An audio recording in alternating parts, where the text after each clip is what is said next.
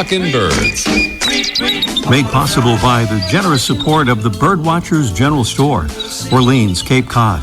Birdwatchersgeneralstore.com. By Vortex Optics with the VIP warranty, their unlimited lifetime promise to keep you and your optic covered. Learn more at vortexoptics.com. And Beautyo Books, an independent family-owned bookstore carrying one of the largest selections of birding books in the world. BeautyBooks.com. And by Ocean State Bird Club. We're running new online talks about topics like owls and cuckoos to enhance your birding skills. Learn more by following us on Facebook and on our website, oceanstatebirdclub.org. Good morning. Welcome to our show number 822. Do we have a little Birds in the News theme music here, maybe? This is from our hard to believe but apparently true department. From Midway Atoll in the North Pacific Ocean. Guess what famous bird is in the news again? Who else but Wisdom the Albatross? Believed to be the oldest wild bird in the world, first banded as an adult in 1956, has just hatched another egg. Something she's done as many as 36 times now while logging at least hundreds of thousands of miles, soaring over the North Pacific and living about twice as long as the average Laysan albatross. Scientists don't know her precise age, but they're pretty sure she's more than 70 years old. Wow. This is not Wisdom. This is our mystery bird. It's a preview of our mystery bird contest coming along later in the show, and a beautiful prize awaits. Our long-legged mystery bird is about 1.5 feet long with a 3-foot wingspan. It's mostly white with pale orange-brown patches on the head, neck, and back. Our bird, which breeds over most of the U.S. and winters along the west coast, the southeast, Gulf Coast, and the Atlantic coast as far north as New Jersey, inhabits pastures and roadsides. There's some clues there as a preview of our mystery bird contest coming along in just a little bit. We have the beautiful, original, iconic A6F classic tube feeder from Droll Yankees as the prize this morning, and that feeder comes with the Droll Yankees lifetime warranty against squirrel damage. Well, as usual, we have some great stories and videos on our talkingbirds.com website and on our Facebook page. We hope you'll check them out. Meanwhile, on our website, we also have a new edition of Debbie's blog, created by our Debbie Bleacher. This one is about bird sexual dimorphism, which is supposed to mean that males and females, so categorized, look different from each other. But what if they don't? You'll find an exploration of this coloration conundrum in this new edition of Debbie's blog, now available for viewing via the Read tab at talkingbirds.com. We have 2 conservation salutes this morning, both related to the fact that the U.S. has rejoined the Paris Climate Accord, that after the previous administration in Washington had pulled us out of it, and so we have reconnected with the international community in the fight against the existential threat of climate change. Conservation salute number 1 goes to Ford Motor Company. They were maybe a little slow getting on board the electric car revolution, but one way they're making up for lost time is through their announcement that their European division will go all-electric car by 2030. Ford also says it will double investment in electric powertrains and vehicles to $22 billion by 2025.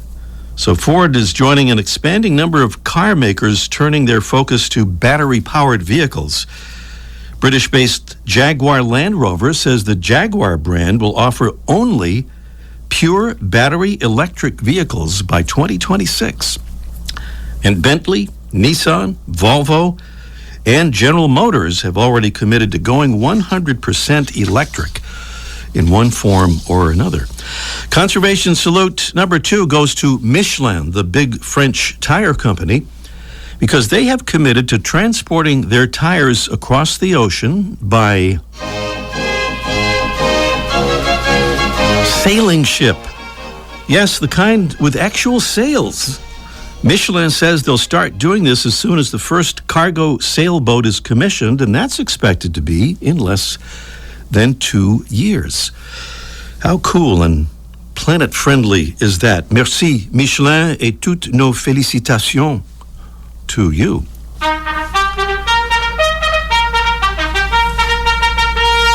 And here's our salute to more Talkin' Birds ambassadors helping us get out the word about birds and conservation.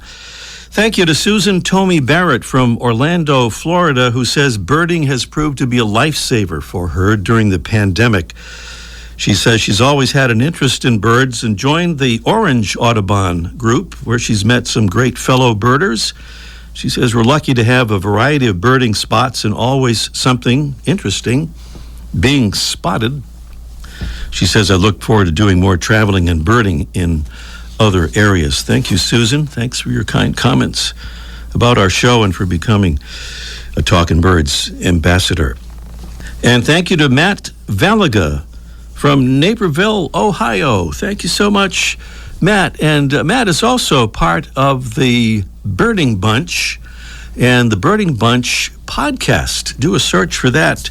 And Matt gave me the information on how to find it, and darned if I don't have it written down here, but we'll figure that out and make sure we cover that. All right. Thank you so much, Matt. We need a little marching music here, if we could. So it's March, and we've given ourselves some marching orders, and that's to invite listeners to help us reach a membership level of 600 Talkin' Birds ambassadors by the end of this month. In order to do it, we'll need to sign up about 30 more ambassadors in March. That's about one a day, or a little less than that. Will you help us do it, Talkin' Birds listeners? Being an ambassador is easy. We send you some of our little info cards. You hand them out or send them at your leisure to family, friends, fellow birders, and that's about it. And sign up on our website by clicking on the Get Involved tab at the top of our website homepage. That's at talkinbirds.com. And yes, it's still true. There's no G in talkin'. Go there and join our big and growing ambassadors family. Still to come on our show today, we'll catch up with our awesome Aussie from Melbourne, Australia. Freya McGregor will offer some thoughts about just who qualifies to be called a birder, among other things. Plus, in our Let's Ask Mike segment, Mike O'Connor will offer some insight into this burning question: do birds like hot pepper on their bird seed? And up next, a wacky walking, sky dancing, shore avoiding shorebird is today's featured feathered friend, presented by Birdwatching Magazine. For more than a quarter century, Birdwatching has been North America's premier magazine about wild birds and birding. Let's do the woodcock walk. The American woodcock, also known as the timberdoodle, the Labrador twister, the bogsucker, the mud snipe, or the night partridge, walks like no other bird that we know of, often rocking its body back and forth as it steps heavily with its left foot, maybe to cause worms to move around in the soil, making them easier to find. If you've never seen the woodcock walk, it's worth a look, and you can get a sample right now on our talkinbirds.com website or our Facebook page. American woodcocks are short, plump, short-legged shorebirds with very long, straight bills, short tails and necks, and large eyes positioned near the top of their head so the bird can watch for danger from above while probing for food below. The woodcock's wings are broad and rounded compared to most other shorebirds, and they're not found where most other shorebirds are, but rather hiding in plain sight, well camouflaged in shades of light brown, black, buff, and brownish gray in fields, meadows, forests, and forest edges all across the eastern half of North America.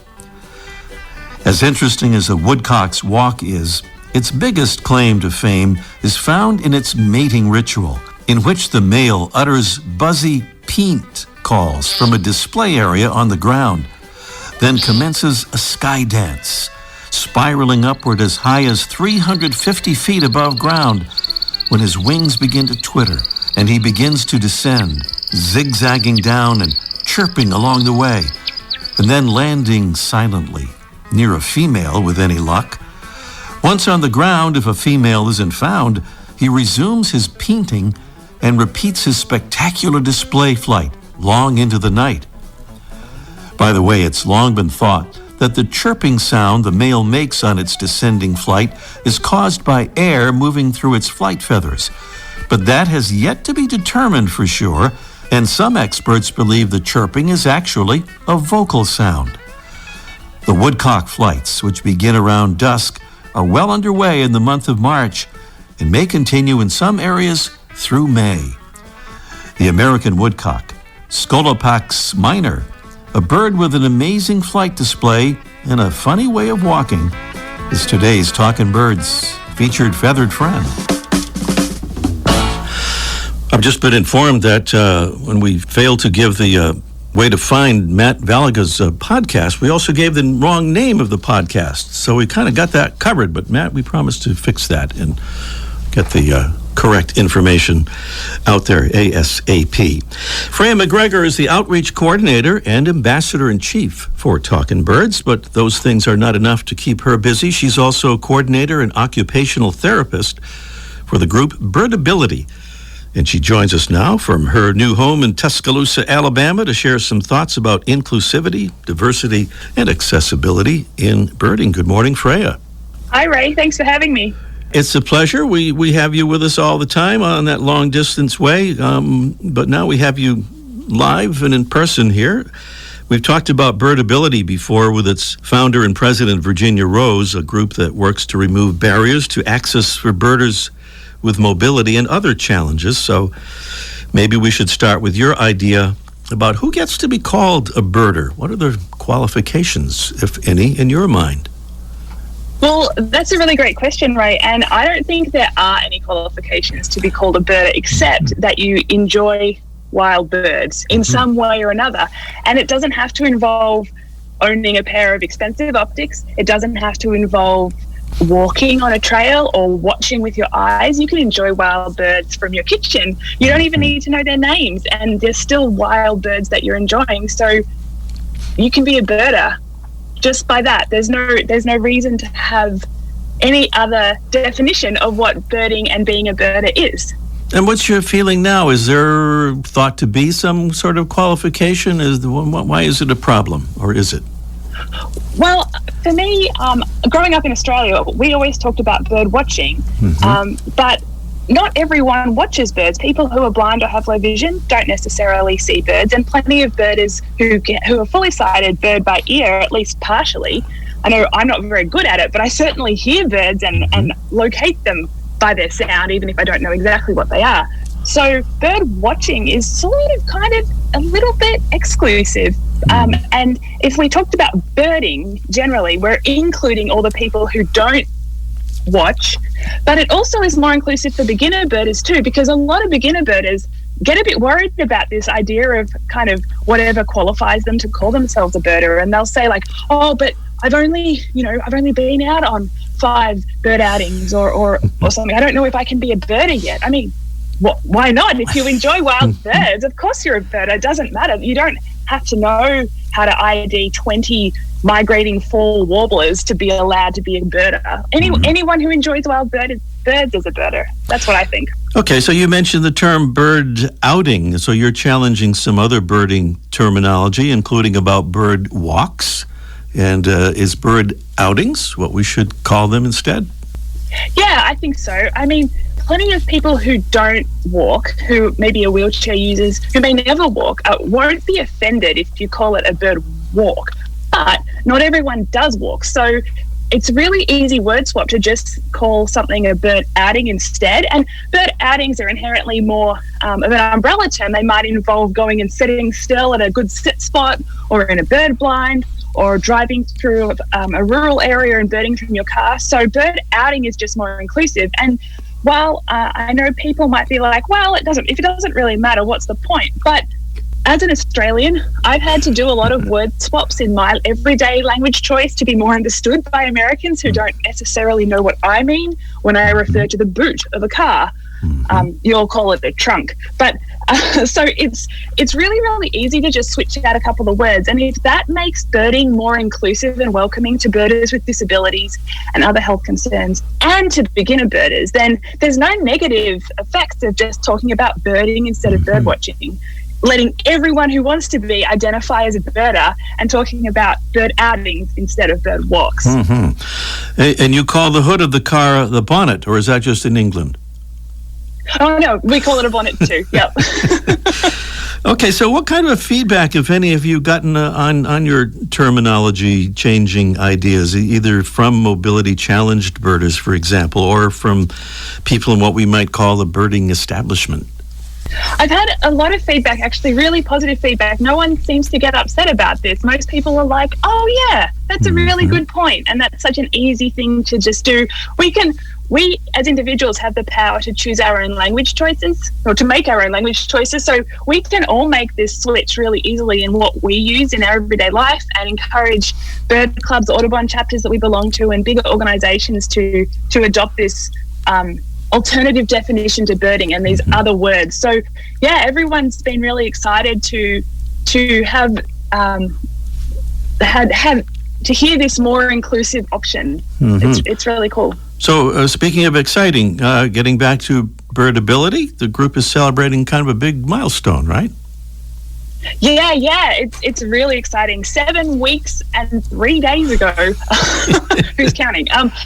We became a non-profit organisation, and so I'm now working full-time as a birdability coordinator. And my background as an occupational therapist is really perfect for this, because as an occupational therapist, my role is to enable people to participate in activities that bring them meaning, and what's more meaningful than birding. So it's really exciting, and we're Virginia and I are really excited about the future of enabling more people with disabilities and health concerns to go birding and experience the joys that come with it. That's Freya McGregor. She's outreach coordinator and ambassador-in-chief for us here at Talkin' Birds, and coordinator and occupational therapist for Birdability. You've heard her speak, and you've heard her on our audio postcards. And if you'd like to watch and listen to her speak, you can look for her outstanding presentations under the events tab there at birdability.org. Lots of other events there as well. That's birdability, all one word, birdability.org. Freya, thank you for your work with Birdability and, of course, with Talkin' Birds. Thanks so much, Trey. And if anyone would like to know more about Birdability, you can sign up for our newsletter on our website, which is a really easy way to keep up to date with new resources and upcoming events, and follow us on social media as well. So looking forward to catching up with people through Birdability as well as through Talkin' Birds. All right, our Freya McGregor. Thank you. And coming up next, it's our Mystery Bird Contest in just 1 minute. The flutter of a tail feather, the flash of a wing bar in mid-flight. You don't always have a lot of time to identify a bird in nature, let alone to appreciate its beauty. But with Vortex Optics, you'll have the power to bring every wild moment closer. When you choose Vortex, you're choosing to have a partner in the field as passionate about nature as you are. Whether you're spotting old friends on the backyard feeder or packing for a once-in-a-lifetime trip to cross a few species off your life list, Vortex offers a full range of optics and optics accessories for every birder and every budget. And whether the birds are taking you to another state or another country, you're always covered by the Vortex VIP warranty, an unlimited lifetime promise to keep you and your optic covered. If you want to learn more, or if you need help choosing your next optic, give Vortex a call at 1-800-4VORTEX or visit vortexoptics.com. That would be the sound of our mystery bird. This is our actual mystery bird contest now underway, and we invite you to call in and tell us what that bird is or take a guess at it. No correct answer always means a drawing will determine our winner. So take a guess at 781-837-4900. I'll give that number again in a moment. More about our mystery bird. It breeds over most of the U.S., and winters along the west coast, in the southeast, the Gulf Coast, and the Atlantic coast as far north as New Jersey, and inhabits pastures and roadsides. And while other members of its family feed in the water, our mystery bird is more at home foraging in the grass. and often follows cows and horses and tractors to catch the insects that they stir up. That would be our mystery bird. What is it? 781-837-4900 is the number to call, and we generally kind of almost run out of time on our mystery bird contest quite often, so please call us as soon as you can. The prize is that Droll Yankees original, iconic, often imitated, but never quite duplicated A6F classic tube feeder, featuring durable metal parts. The Droll Yankees says squirrels can't chew, and they back that up with their lifetime warranty against squirrel damage. With this beautiful feeder that's our prize on the Mystery Bird Contest. 781-837-4900 is the number to call, and meanwhile, we'll check in with Mike O'Connor live. Let's ask Mike in just 1 minute. Beauty-O Books carries one of the largest selections of birding books in the world. New, used, and rare books covering everything from backyard birding to general ornithology, from field guides to photography skills, biography, fiction, and humor. You'll find it all, along with the knowledgeable customer service you've been looking for, in one convenient place. BeautyOBooks.com. B-U-T-E-O. BeautyOBooks.com. My name is Elizabeth Hughes, and I'm calling from Newport, Rhode Island. As soon as I started listening to the show, I started telling people about it and how happy it made me. I realized I already was a Talkin' Birds ambassador, and I thought I'd just make it official. Talkin' Birds listeners, we hope you'll join our ambassadors family. Just visit our website. Click on Get Involved at the top of the homepage at talkinbirds.com. We do this every week. We connect with Cape Cod, Massachusetts, down in the Orleans place there, and Mike O'Connor is there with the Bird Watchers General Store and also with the Talkin' Birds radio program.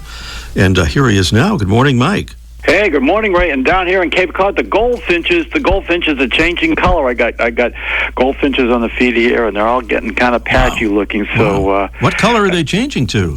I don't know. I can't see them that closely. They're too far away. Okay. Yeah, they're getting their yellow. They're going from their drab, wintry plumage to the males, at least, are getting patchy, brighter yellow. So spring's coming, yo. Mm-hmm. All right. Thanks for that sign of spring. And I guess the question now is, do those goldfinches like to eat seed with hot pepper? This is kind of a controversial thing, and I don't know that it's been resolved. The hot pepper is to keep the squirrels from eating the seed, because the squirrels, I guess, definitely don't like the hot pepper. But what about for the birds? Yeah, we got that question from our friends Doug and Lisa. Is that their name? I'm from Iowa. Doug and Lisa out in the Des Moines area in Iowa. Yes. Yeah, they're my favorite people from Iowa. Of all the people I know from Iowa, they're my... Yeah. How many do you know? Well, besides Doug and Lisa, that's enough, right? Isn't that enough? Enough? Sure. They're cool.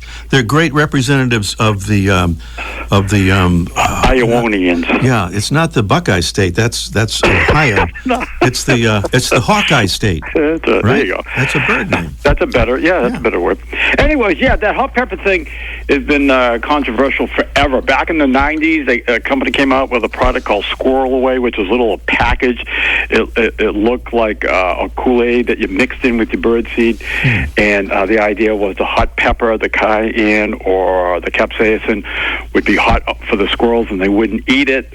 The trouble was you had to mix it in yourself, and a lot of times people would get it on their hands, they get it in their eyes, and it was kind of an ugly scene. And the other part is, if you didn't mix it in well, which apparently nobody did, the squirrels would eat the seed anyway. So that product, as far as I know, isn't made anymore.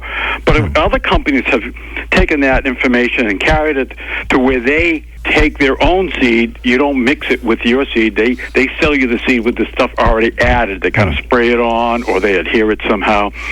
And this way you don't have as much problem of mixing it and getting it on yourself, and it seems to work much better. So that's the good news. The bad news is the product typically costs 2 to 3 times more than regular bird seed. Really? So yeah, it's a very expensive process, apparently, or just don't make much of it, so it's expensive. So does it work? It seems to, yeah. It does seem to work, but it's expensive, and it's controversial. Some of the, like Cornell, recommends nobody do that. They don't like the idea of that. Others will argue that birds have evolved to eating hot things. And, because the plants, the hot pepper plants, would rather birds eat them than mammals. When mammals eat the plants, they digest the seeds and the seeds aren't spread around. When birds eat it, they fly away, and the birds go right through this. The seeds go right through the system, and the plants are dispersed better. So hot pepper plants or similar encourage birds to eat them. But that's in an area where the birds are used to it. Up here, say with New England or Iowa, they're not used to that. And there's a concern of is it affecting the birds. Right now, there's no evidence that it's bad for the birds, but there's some organizations are still uncomfortable with it. But more to the point, it's just expensive. Does it work? It seems to. Is it bad for the birds? Possibly. But you're better off, I would say, just going through the steps of getting a squirrel-proof feeder or one with a baffle, and then you don't have to pay the extra money, and you don't have to worry about it if it's a problem, and you don't have to get it on your hands. Wow, you talked me into it there. I would continue this, Mike, but I feel a sneeze coming on, so I'm going to say goodbye for now. Bless you, Ray. All right, we'll talk to you next week, Mike. You got it. Bye. Mike O'Connor there at the Birdwatchers General Store, Orleans, Cape Cod. Birdwatching Magazine has a new membership program.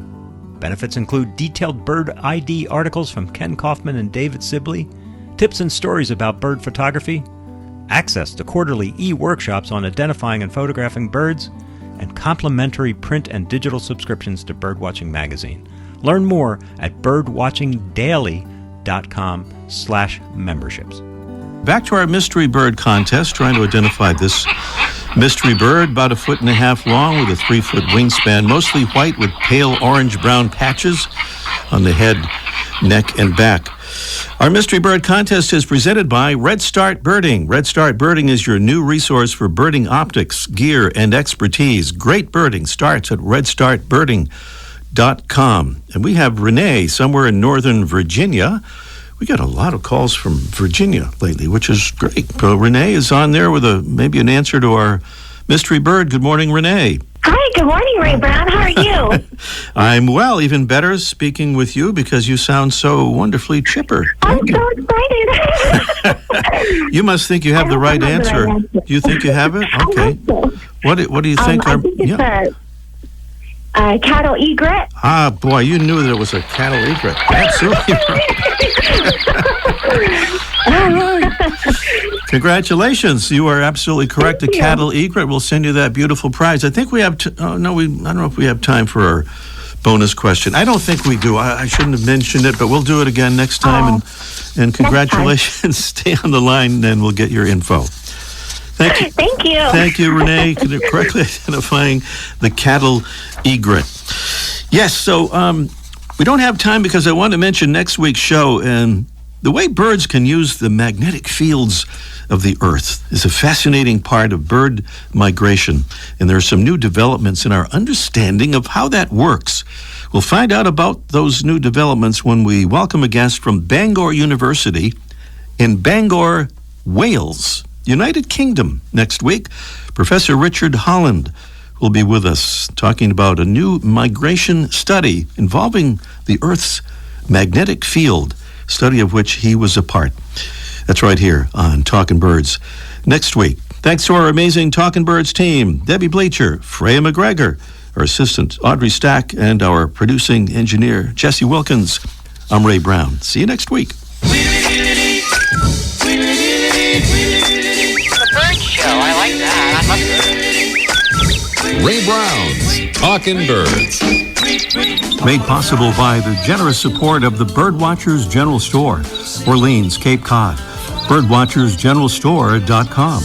By Vortex Optics. With the VIP warranty, their unlimited lifetime promise to keep you and your optic covered. Learn more at vortexoptics.com. And Beautio Books, an independent family-owned bookstore carrying one of the largest selections of birding books in the world. BeautyOBooks.com. And by Ocean State Bird Club. We're running new online talks about topics like owls and cuckoos to enhance your birding skills. Learn more by following us on Facebook and on our website, oceanstatebirdclub.org.